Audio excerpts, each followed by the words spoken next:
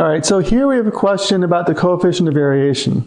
All right, so we're given a standard normal random variable with its mean, and implicitly the variance because we're told the coefficient of variation.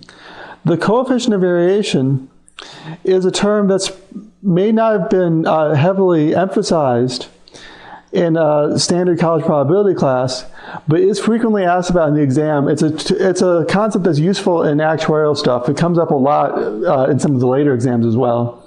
The coefficient of variation is the standard deviation of our random variable divided by its expected value. One way that you can remember that is the coefficient of variation will be small if the variable, in fact, will be 0 if your random variable is constant and has no standard deviation. It'll be very large if your random variable fluctuates a lot and has a very high standard deviation. All right, so we're told the coefficient of variation is 3. We're told that the expected value of z, we're told is 2. So we know that 6 is equal to the standard deviation of z. As z has mean 2, that means that z minus 2 divided by 6 is a standard normal.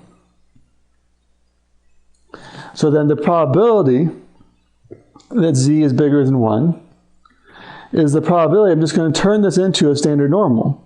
Right, so probability that z is bigger than 1 is a probability that z minus 2 is bigger than 1 minus 2.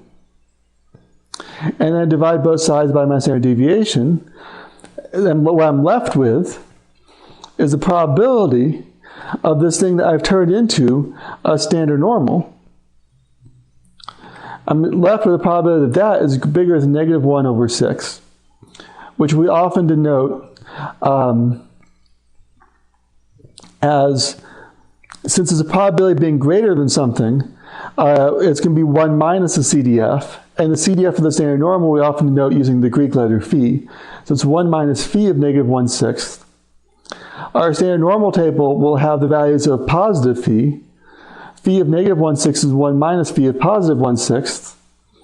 And when we do our arithmetic, everything cancels out. We're left with phi of 1/6, which is roughly 0.57. So that means our answer is going to be C.